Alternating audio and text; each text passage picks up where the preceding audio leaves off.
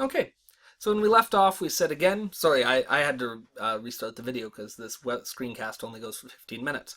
But we said that there's two possible solutions here. We flip the sign, x equals 4 or x equals -1. Now, the possibility, of course, exists that it's not x minus 3, but it's 4x minus 3. And if that's the case, they show you here that, again, what we have to say is, when does this whole term equal 0? Well, 4x minus 3 equals 0 when 4x equals 3. We just move the -3 over. And now, of course, I have to move over the 4, and we get when x equals 3 divided by 4. And so if x is equal to 3/4, then this term will equal 0. And you could test that. You could do 4 times 3/4 minus 3, and you will indeed get 0. And then here, of course, we just said we just flip the sign if there's nothing in front of the x, so x minus 2 will become x equals 2. Very easy. We have another example here, and again we have 3x plus 1 this time, not just x plus 1. And so we say, well, when does this equal 0? Well, 3x plus 1 equals 0 if 3x plus 1 equals 0. Now we're going to move the -1 over, so we'll say, well, that's the same as when 3x equals -1. Then we're going to move the 3 over, and we'll say x equals -1/3. Algebraic manipulation. We can do the same thing here. When does 2x plus 7 equal 0? Well, we move the 7 over. It's when 2x equals -7. Now we move the 2 over, and we can say it's when x equals -7/2. But if you look, these always follow the same pattern. You move over this number, then you divide by that number. Move over this number, then divide by that number. All right? So we would move over the -3, and we would divide it by that number. Well, when we move over the 3, it's going to become -3. And when we divide it by that, it's going to look like this. X equals -3 divided by 2. And I can do the same thing with this. I can say, okay, I have to move this number over. So it's going to be -1 will become +1.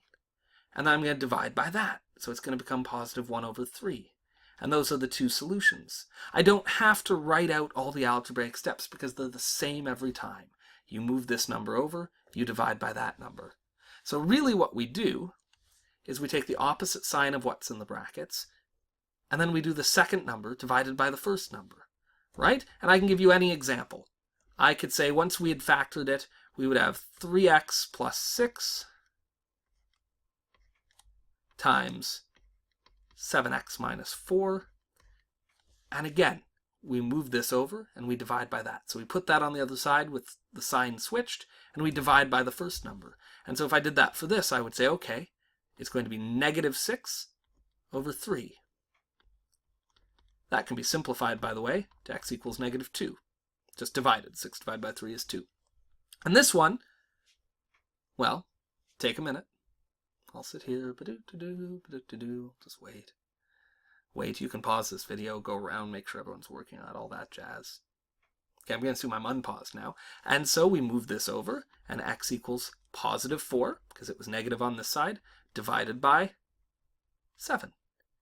And that's it, we're done. So we don't need to show all of this algebra every time when we're solving. And that's it. So that's it, guys.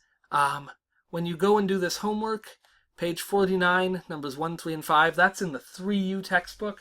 That's in this guy. And that question will run you through solving by factoring and solving by the quadratic formula. And just remember, if you do use factoring, that you can take these shortcuts. You don't need to go through the whole thing. And again, when you do the quadratic questions, try to make an effort to put them into your calculator in one step. You see that I did that here, and I'd like you to do the same. If you have a calculator that won't let you do that, talk to me. I think we need to get you a better one. One that will let you do that. And that's the end of my rant. I'm just going to change this because for some reason it shifted. And when people look at this later on, I want it to be really easy to see what these numbers were. Thanks a lot, guys. Have a great day. Have fun in your homework. See you Monday.